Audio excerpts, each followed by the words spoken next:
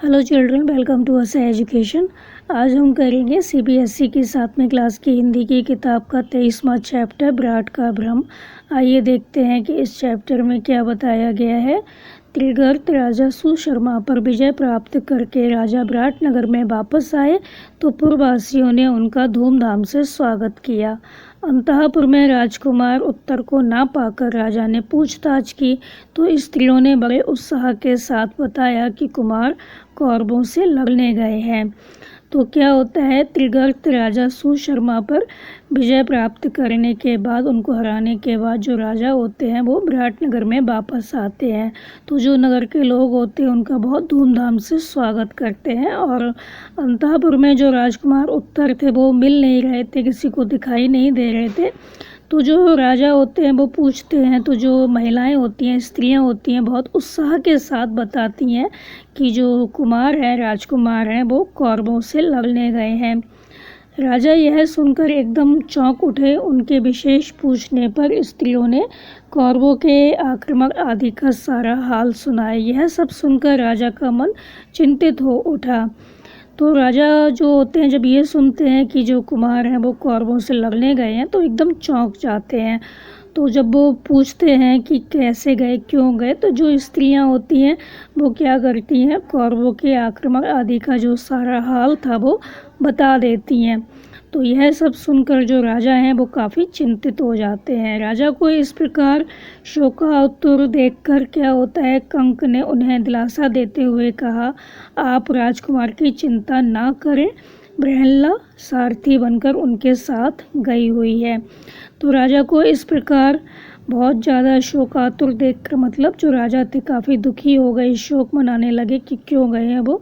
तो उनको इस तरह देखकर जो कंक होता है वो क्या करता है, उनको दिलासा देता है, उनसे कहता है कि राजकुमार आप चिंता ना करें, जो बृहल्ला है, मतलब जो अर्जुन है, वो सारथी बनकर उनके साथ हैं, तो आपको चिंता करने की कोई आवश्यकता नहीं है।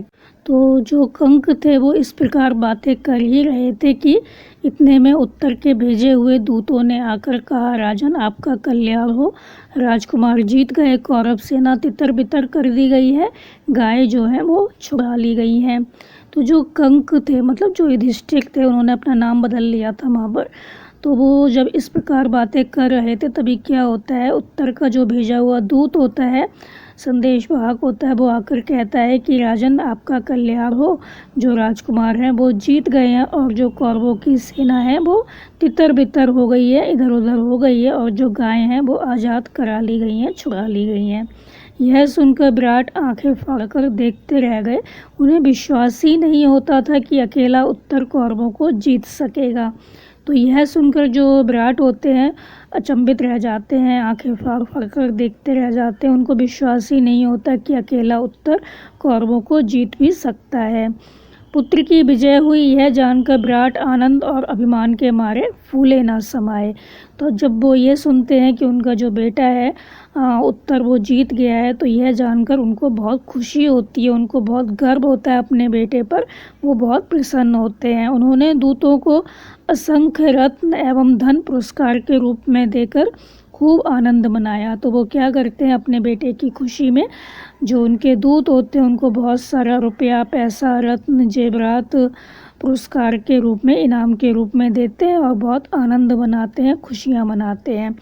इसके बाद राजा ने प्रसन्नता से अंतःपुर में जाकर कहा, सैरंध्री चौपड़ की गोटें तो जरा ले आओ, चलो कंक से दो दो हाथ चौपड़ खेल लें। फिर क्या होता है, राजा बहुत प्रसन्न थे तो वो अंतःपुर में जाते हैं और कहते हैं, सैरंध्री क्या करो, चौपड़ की जो गोटे हैं वो ले आओ।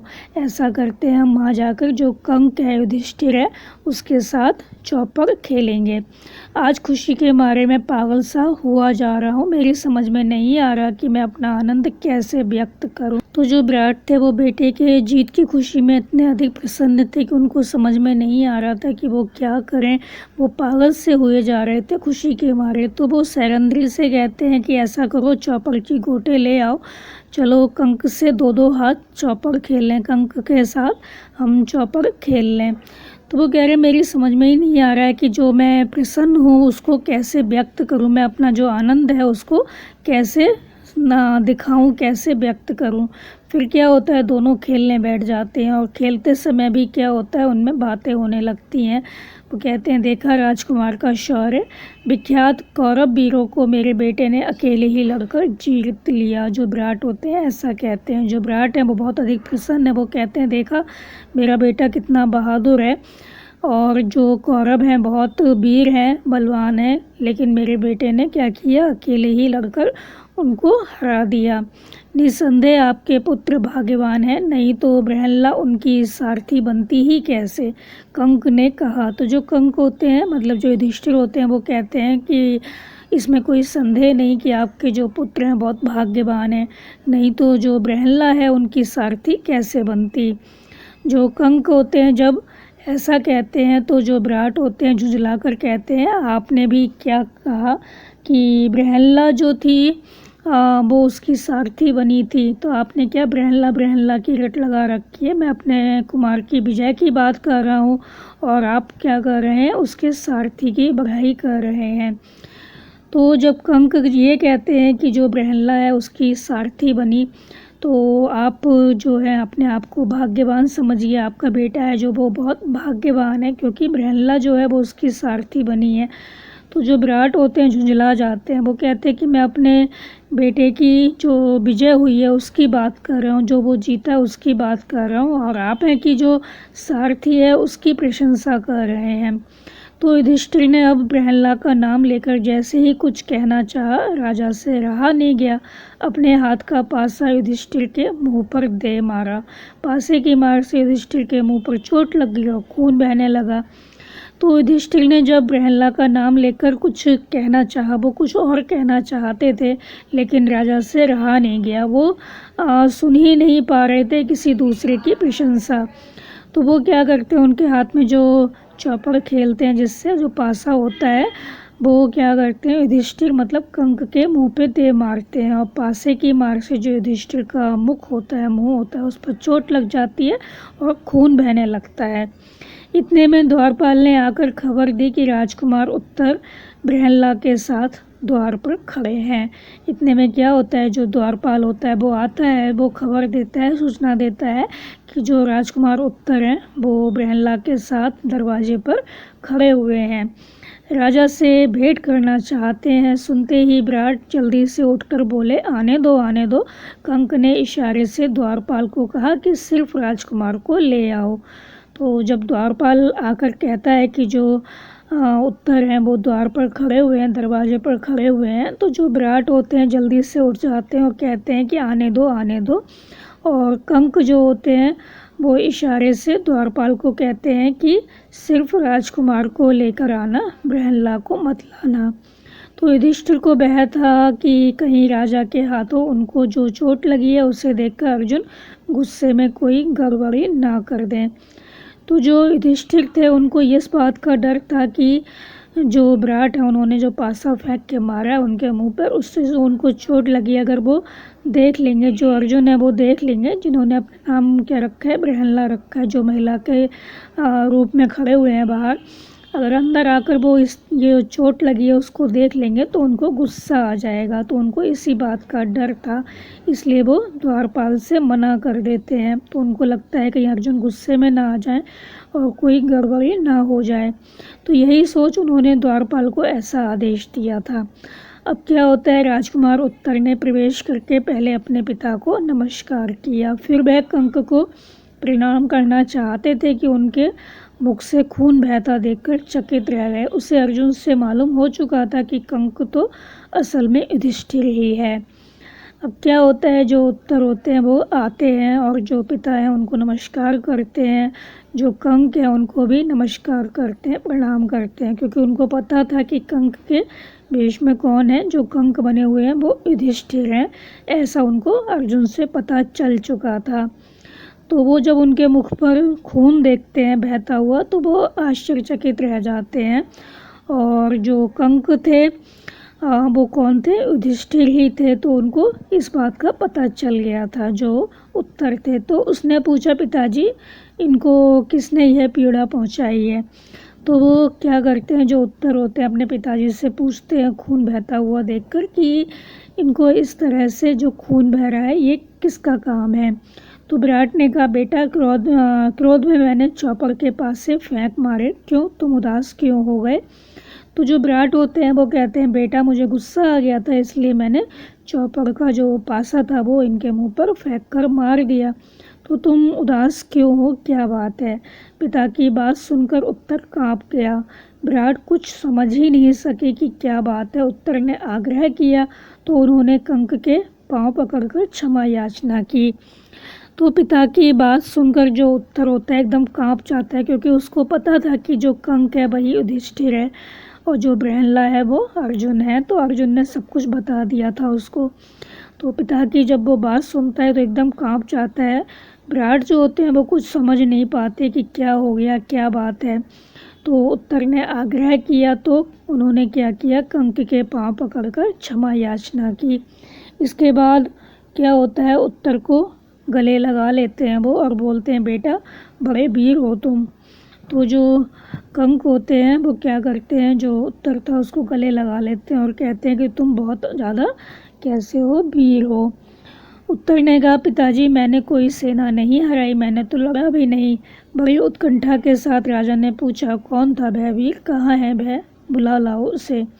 तो जो उत्तर होते हैं वो कहते हैं पिताजी से कि मैंने कोई सेना नहीं हराई, मैंने तो उनसे युद्ध भी नहीं किया। तो जो राजा होते हैं वो पूछते हैं, उनको बहुत उत्सुकता होती है यह जानने की कि इतना अच्छे से युद्ध किसने किया, इतने अच्छे से उन्होंने कैसे हरा दिया कौरव सेना को जो इतनी अधिक वीर थी। तो वो कहते हैं, कौन था वो वीर, कहाँ है, उसको बुला कर लाओ। राजकुमार ने कहा, पिताजी मेरा विश्वास है कि आज या कल वह अवश्य प्रकट होंगे। तो जो राजकुमार उत्तर होते हैं वो कहते हैं कि मुझे विश्वास है कि आज या कल जो ये वीर हैं वो अवश्य ही प्रकट होंगे। थोड़ी देर तक तो पांडवों ने सोचा कि अब ज़्यादा विवाद करना और अपने को छिपाए रखना ठीक नहीं है। तो कुछ देर तक तो जो पांडव होते हैं वो सोचते हैं कि अब बहुत ज़्यादा वाद विवाद करना, इस तरह से बातें करना और अपने आप को छुपाना ठीक नहीं है। यह सोचकर अर्जुन ने पहले राजा विराट को और बाद में सारी सभा को अपना असली परिचय दे दिया। फिर क्या होता है, यही सोचकर जो अर्जुन होते हैं पहले राजा विराट को और फिर सारी जो सभा थी उनको बता देते हैं कि वो कौन है। लोगों के आश्चर्य और आनंद का ठिकाना ना रहा, सभा में कोलाहल मच गया। जब लोगों को पता चलता है कि ये तो पांडव हैं तो लोगों को बहुत आश्चर्य होता है, लोग बहुत प्रसन्न होते हैं। सभा में क्या होती है, हलचल मच जाती है, लोग आपस में बातें करने लगते हैं। राजा विराट का हृदय कृतज्ञता, आनंद और आश्चर्य से तरंगित हो उठा। विराट ने कुछ सोचने के बाद अर्जुन से आग्रह किया कि आप राजकन्या उत्तरा से ब्याह कर लें।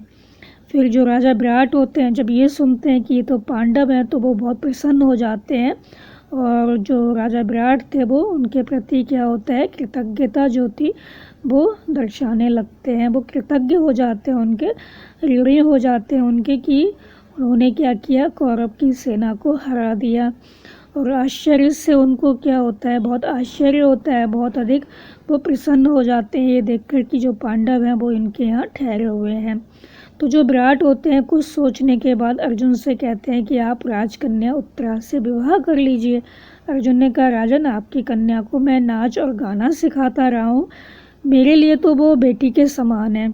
तो जो अर्जुन है वो क्या कहते हैं कि मैंने उसको गाना बजाना सिखाया है, नाचना सिखाया है, तो वो तो मेरे क्या हुई, बेटी के समान हुई। इस कारण यह ठीक नहीं है कि मैं उसके साथ ब्याह कर लूँ, उसके साथ शादी कर लूँ। हाँ, यदि आपकी इच्छा हो तो मेरे पुत्र अभिमन्यु के साथ उसका विवाह हो जाए। तो वो कहते हैं, मैं तो नहीं कर सकता, लेकिन अगर आपको लगता है कि विवाह करना चाहिए तो आपकी इच्छा है तो मैं अपना जो पुत्र है अभिमन्यु उसके साथ उसका विवाह कर सकता। तो जो राजा विराट होते हैं वो ये बात मान लेते हैं, इस बात के लिए राजी हो जाते हैं कि वो अपनी बेटी का विवाह अभिमन्यु से कर देंगे। इसके कुछ समय बाद दुर्योधन के दूतों ने आकर युधिष्ठिर से कहा, कुंती पुत्र महाराज दुर्योधन ने हमें आपके पास भेजा है। तो जो दुर्योधन होते हैं अपने दूतों को युधिष्ठिर के पास भेजते हैं। तो जो दूत होते हैं वो आके कहते हैं कि कुंती पुत्र महाराज दुर्योधन ने हमें आपके पास भेजा है और उनका क्या कहना है कि उतावली के कारण प्रतिज्ञा पूरी होने से पहले अर्जुन पहचाने गए हैं। तो अर्जुन ने जल्दबाजी कर दी, 13वां बरस पूरा नहीं हुआ था वो प्रकट हो गए। तो शर्त के अनुसार उनको आप लोगों को क्या करना होगा, 12 बरस के लिए और वनवास करना होगा। तो जैसी शर्त थी कि अज्ञातवास में अगर हम कोई पहचान लेगा या पता लगा लेगा कि आप लोग कहाँ ठहरे हैं, आप कहाँ हैं, तो फिर आपको 12 बरस के लिए फिर से वनवास करना पड़ेगा। तो जो अर्जुन है उन्होंने क्या किया, जल्दबाजी कर दी। उतावली के कारण क्या हुआ, प्रतिज्ञा पूरी होने से पहले ही वो पहचान लिए गए, इसलिए अब आपको 12 बरस के लिए फिर से वनवास करना होगा। तो जो युधिष्ठिर होते हैं उनको हंसी आ जाती है, वो हंसते हैं और कहते हैं कि दूतगर तुम क्या करो, जल्दी से दुर्योधन से कहो जाकर कि जो पितामह भीष्म हैं और जो जानकार हैं उनसे पूछे कि इस बात का निश्चय करे कि अर्जुन जब प्रकट हुए थे तब प्रतिज्ञा की अवधि पूरी हो चुकी थी कि नहीं हो चुकी थी।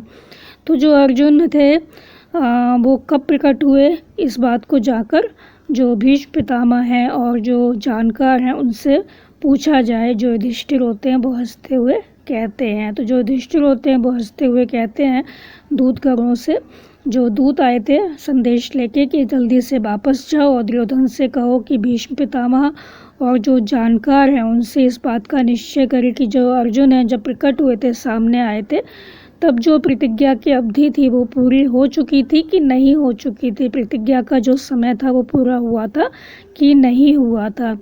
तो जो युधिष्ठिर है वो कहते हैं कि मेरा यह दावा है कि 13वां बरस पूरा होने के बाद ही अर्जुन ने क्या किया था, धनुष की टंकार की थी। जो युधिष्ठिर होते हैं वो हंसते हैं और कहते हैं कि जो दूतगण हैं उनसे कहते हैं कि जल्दी से वापस जाओ और दुर्योधन से कहो कि जो भीष्म पितामह हैं और जो जानकार हैं उनसे पूछकर इस बात का निश्चय कर ले वो कि जो अर्जुन है जब प्रकट हुए तब प्रतिज्ञा की अवधि पूरी हो चुकी थी कि नहीं हो चुकी थी। वो कहते हैं कि मेरा दावा है, मुझे पूरा विश्वास है कि तब 13वां बरस जो है वो पूरा हो चुका था, हमने अज्ञातवास पूरा कर लिया था। तो अर्जुन ने धनुष की टंकार तभी की थी जब 13वां बरस पूरा हो चुका था। तो यहाँ पे हमारा जो चैप्टर है वो ख़त्म हो गया। इस चैप्टर में यही बताया गया है कि जो विराट थे उनको ये भ्रम था, उनको ये गलतफहमी हो गई थी कि जो उनका बेटा है उत्तर, उसने कौरवों को हराया है।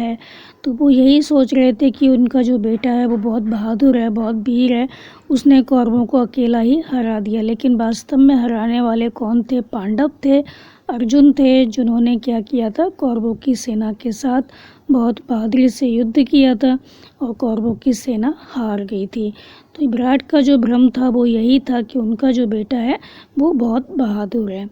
तो बच्चों आप इस चैप्टर को अच्छे से समझ कर याद कर लीजिए और हमारे चैनल असा एजुकेशन को लाइक कीजिए, सब्सक्राइब कीजिए और शेयर करना मत भूलिए। Thank you.